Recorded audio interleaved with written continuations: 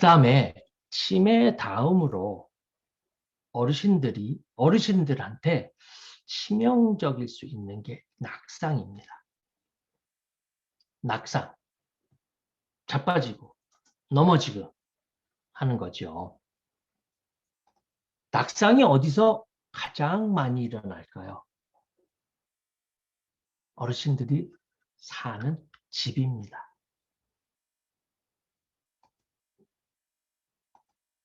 낙상의 원인은 여러 가지가 있는데 우리가 낙상 그러면 미끄러워서 넘어졌다는 것 뭐 하나 정도 생각을 하는데 나이가 들으면 시력, 눈에 문제가 생겨서 앞을 잘 못 봐서 생겨요. 두 번째, 균형 감각, 귀, 청각에 문제가 오면서 귀에서 밸런스를 잡아주는데 그 밸런스를 잘 잡아주질 못하니까 낙상이 일어납니다.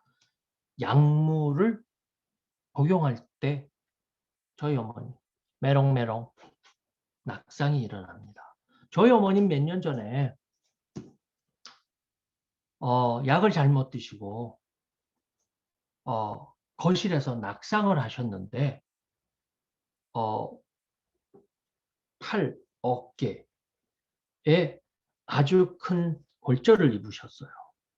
그래서 여기 팔에다가 쇠공을 몇 개를 박으셨습니다. 근데 어르신이 되면 이런 수술들도 굉장히 힘들어요. 왜? 의사들이 수술하기 전에 가족들한테 이렇게 겁을 주지요. 아, 수술을 하기는 합니다만 어르신이 연세가 있기 때문에 이 뼈가 붙을지 안 붙을지 솔직히 장담을 못 하겠습니다. 라고 얘기를 하는데 그럼 수술을 왜 하니? 근데 안 할 수도 없잖아요. 그래서 낙상이 일어날 때 이제 상지, 하지 이 윗몸에서 골절이 일어나는 것은 큰 문제가 없습니다. 근데 낙상이 일어났을 때 우리가 이 하지 쪽 그런데 낙상이 일어나면 일단 하지에 낙상이 온다는 것은 일단 걷지를 못하고 거동을 못한다는 팔이 부러지면은 거동은 할 수가 있어요. 어르신들이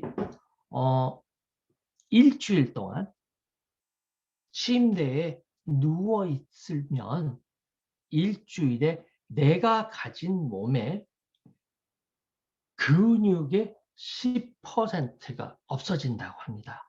그러면 이게 10%가 일주일. 근데 2달을 만약에 입원을 하고 계셨다고 예를 들어보자고요. 그러면 이게 복리로 없어지죠. 그렇죠? 10%가 없어졌는데 100kg에서 10%가 없어지면 90kg가 됐죠. 일주일 만에. 그 다음에 또 10%가 복리로 계속 나가는 거나 마찬가지니까 2달 입원하고 계시면 70kg, 80kg 나갔던 어르신들이 42kg까지 줄어들어요. 아무리 잘 드셔도. 그래서 어르신들이 낙상을 해서 돌아가십니다. 두 가지 이유가 제일 큽니다. 제일 많은 게 약을 드시기 때문에 연하작용, 씹고 넘기는 이 연하작용에 문제가 생기기 때문에 폐렴으로 돌아가셨어요. 낙상을 했는데 왜 폐렴으로 돌아가실까?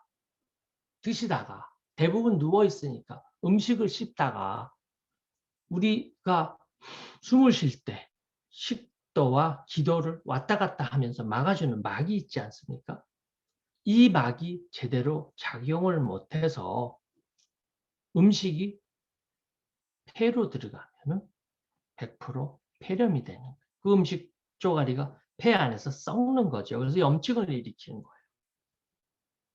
그래서 낙상이 일어나면 근육 손실, 폐렴 이런 것들을 저희가 굉장히 조심해서 봐야 됩니다. 그리고 이 낙상은 노인들이 사망하는 두 번째 원인이에요. 그리고 앞으로는 치매가 가장 큰 원인인데 치매는 걸리고 10년, 20년 동안 또 건강하게 사시는 어르신들도 상당히 많습니다. 자, 우리 낙상의 이유 제가 말씀드렸듯이 멀쩡하던 노인이 낙상으로 사망을 했다. 왜? 바닥이 미끄러워서. 바닥이 미끄러웠다는 거는 대부분 바닥이 미끄러운 데가 어디가 있죠? 집에서는 목욕탕입니다. 물 뿌리고 어르신들 아직도 뭐 목욕하시고 이렇게 물 뿌리시고 뭐 하시는 어르신들인데 굉장히 조심해야 돼요. 그래서 나이가 많이 드시면 바닥에 까는 패드가 있습니다. 낙상을 해도 조금 덜 다치게, 그리고 미끄러지지 않는 미끄럼 방지 그 패드를 어르신들 집에 꼭 깔아주시고, 특히 화장실에는 잡고 의지를 할 수 있는 발을 설치를 해드리면 좋습니다. 그리고 나이가 들면 걸음걸이가 우리 젊었을 때와 다르게 보폭도 줄고 대부분 이렇게 발을 끌면서 걸으세요. 그래서 문턱, 턱이 있는데 아니면 턱이 올라온데 이런데 걸려서 넘어지시는 경우가 상당히 많습니다. 그 다음에 어지러운 거에 대부분 아까도 말씀드렸다시피 청력에 문제가 생기면서 밸런스에 문제가 생기고, 또 어지러운 거는 두 번째로 약 때문에 어지러운 경우가 상당히 많습니다. 자, 그러면 이제 좀 현실적인 얘기를 제가 좀 말씀을 드릴게요. 지금 10시 2분 제 시계로 지금 지나가고 있는데, 자, 어르신이 아까 우리 11개 중에서 몇 개의 문제가 생겼어요. 그래서 등급을 신청을 해야 돼요.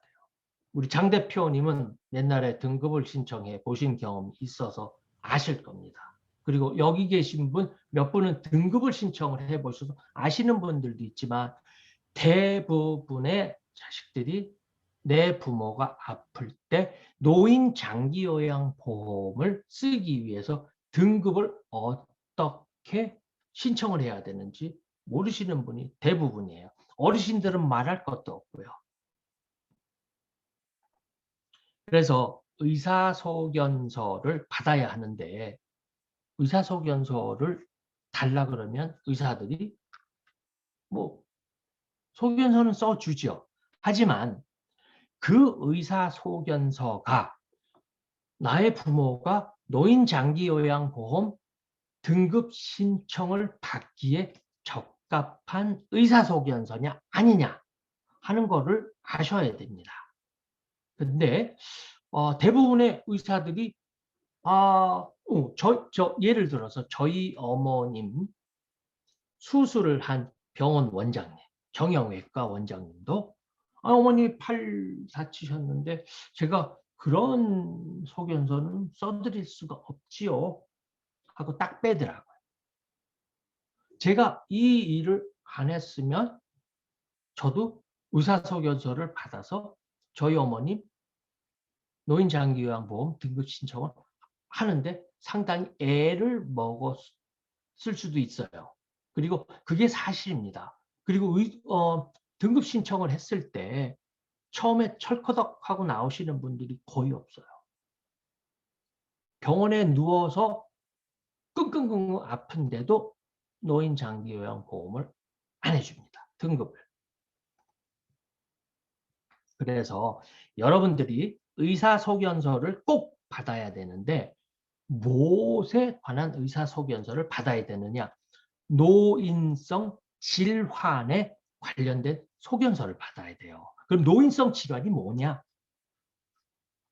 노인성 질환은 알츠하이머, 파킨슨, 치매, 그 다음에 혈관성 문제라고 써 있습니다. 어르신들이 되면은 대부분 지금 요 노인성 질환에 들어가는 어떤 하나, 특히 혈관의 문제는 뭐 거의 다 있으시니까, 그러면 내가 어느 병원에 어디를 가서 의사소견서를 받아야 되는지를 꼭 먼저 판단을 하셔야 돼요.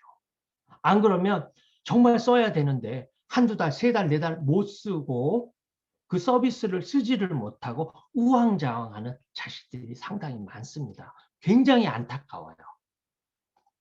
그래서 그리고 어머님, 아버님 두 분 중에 한 분이 치매 증상이 좀 있는 것 같다 그러면 그냥 병원에 모시고 가면 이 환자는 병원에서 봤을 때 아주 잭팟이에요.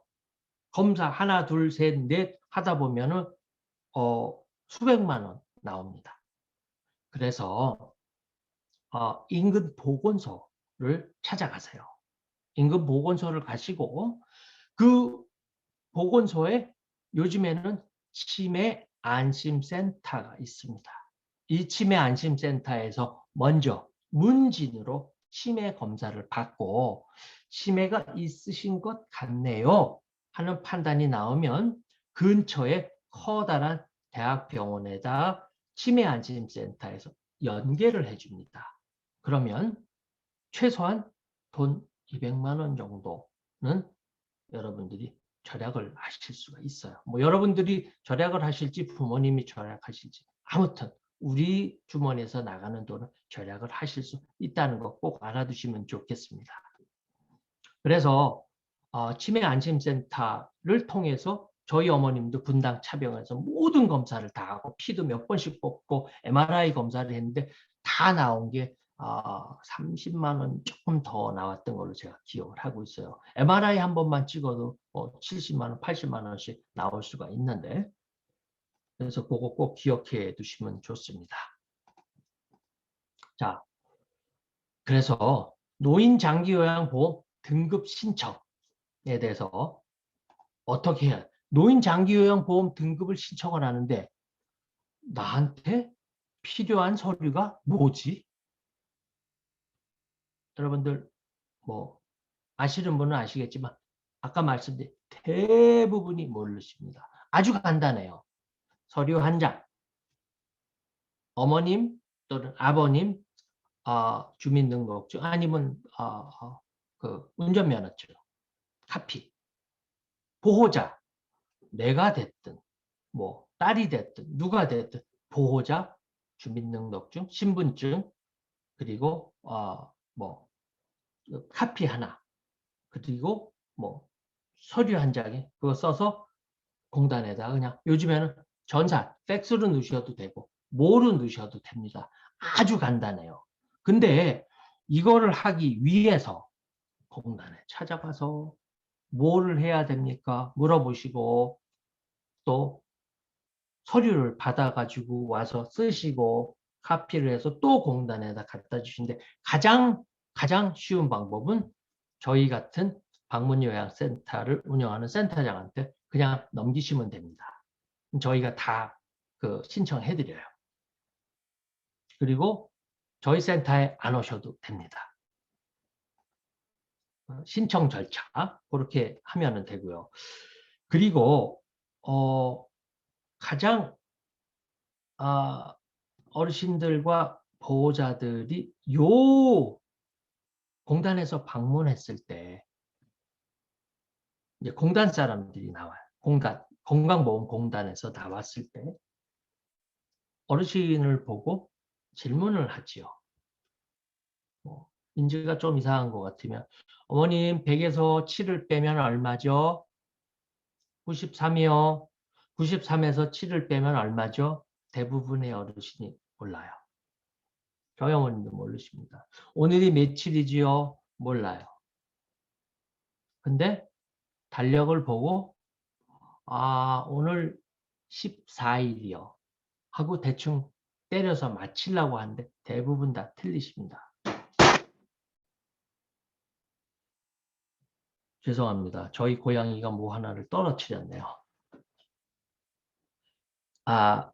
이 공단에서 방문했을 때 정말로 이상한 거는 특히 여자 어르신들이 그렇습니다. 딸, 며느리가 있을 땐 그리고 소파나 침대에 누워 계시던 어르신이 외부 사람이 오면은 멀쩡하게 잘 돌아다니시고 커피 한 잔 마시고 가. 또는 사과라도 좀 깎아줄까? 하고 이렇게 고언을 하세요. 그럼 공단 사람들이 봤을 때, 이 어르신 멀쩡함, 디클라인 되는 거죠. 그래서 어르신들이 공단에서 방문했을 때 제가 이런 말씀을 드리면 공단에서 저희 센터 와서 문 닫으라고 할지 모르겠습니다만 어르신들은 그냥 누워서 이불 덮고 주무시는 척하고 있는 게 제일로 좋습니다. 나머지는 의사소견서라는 게 있으니까 저희가 안 아픈 사람을 아프다고 그래서 등급 신청을 한 게 아니니까 어르신들이 일단 공단 사람들하고 대화를 하게 되면은 굉장히 많은 변수가 생겨요. 그러니까 보호자들이 잘 그거를 컨트롤을 해야 되겠죠. 그래서 아까 제가 의사소견서를 받기 위한 준비에 대해서 좀 말씀을 드렸고 노인장기요양보험 등급 신청하는 가장 쉬운 방법이 뭐라 그랬죠? 저 같은 방문요양센터를 운영하는 센터장한테 그냥 맡겨버리시면 저희가 그냥 다 처리를 해드립니다. 저희는 매일 하는 일이기 때문에 쉬워요. 여러분들이 하시려고 그러면 이게 뭐라고 하지? 서류 정리하실 때 또 읽으시고 신경을 쓰셔야 되니까 그냥 맡겨 놓는 게 가장 좋습니다. 그리고 본인 부담금이라는 게 있어요. 우리도 뭐 의료보험을 썼을 때도 본인 부담금이 있듯이 보통 노인장기요양보험에서 국가에서 주는 게 85%를 내주고 나머지 본인 부담금 15%가 있습니다. 그것만 알고 평균 17, 8만 원 한 달에 17, 8만 원 정도 내 본인 부담금이 있구나라고 아시면 됩니다. 제가 준비한 PPT는 여기서 끝났고요. 네. 제가 아까 여러분들께서 주신 질문, 장 대표님이 엑셀에다가 잘 정리를 해주셨는데 워낙 글씨가 작아서 뭐하니 와서 뭐 그래도 제가 이렇게 늘려가지고 다 읽어봤습니다. 네.